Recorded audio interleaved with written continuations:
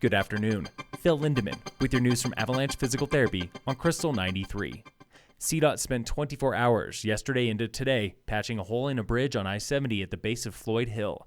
So why did it take so long? Presley Fowler with CDOT. This was an area that had been patched in the past, and there was some rebar that needed to be replaced. And then this. They did some additional reinforcement underneath the bridge, and then the next step was patching it with concrete. All this was complicated by the location. It was a little more involved of a process than, maybe some other bridge deck repairs might be because of the geometry of this bridge. It's going downhill, it's on a curve. Concrete was left to cure overnight, and this morning they poured the asphalt. This is already a known choke point on I-70, and CDOT is working on plans to improve Floyd Hill. CDOT is spending $700 million on I-70 at Floyd Hill over the next few years.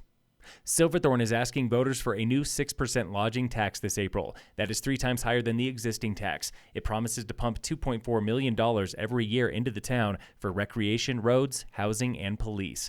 Silverthorne's tax was inspired by the short-term rental boom and easily one of the smallest in Summit. Similar lodging taxes, like in Frisco, will not be on the April ballot.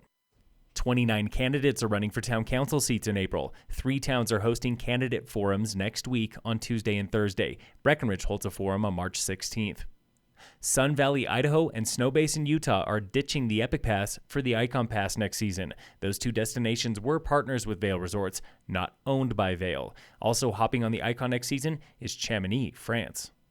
Colorado inmates are running the nation's first prison radio station. It's called Inside Wire, with inmates from Lyman, Sterling, and the women's prison in Denver. They broadcast daily to 14,000 inmates, produced and hosted entirely by the inmates, like DJ Anthony Quintana. All right, this is Anthony Cuvo Quintana on this special launch day of Inside Wire Colorado Prison Radio. We are super excited to be with you guys today. The station is funded by a grant through University of Denver. That audio comes from the station's debut broadcast from this Tuesday.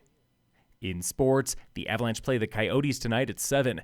And in local sports, today on The Warm-Up. At the beginning of the season, I first of all set the goal to stay healthy and safe and just continue to enjoy the sport, but definitely to push myself outside of my comfort zone, try some bigger tricks. That was 15-year-old Alex Thisted, a slopestyle skier with Team Summit, looking back on the invite of a lifetime and looking ahead to her very first trip to Switzerland. I had never expected to make it to Junior Worlds or even win Rev Tour, so it's definitely been a surprise for me, coaches, and teammates. Alex boards the plane in 2 days, and by next Thursday, she's competing with the best juniors in the world.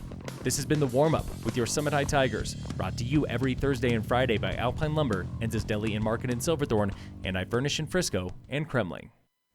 And the Breck Vipers are back on home ice tomorrow and Saturday, March 4th and 5th for the Denver Leafs. Phil Lindemann with your news from Avalanche Physical Therapy on Krystal 93.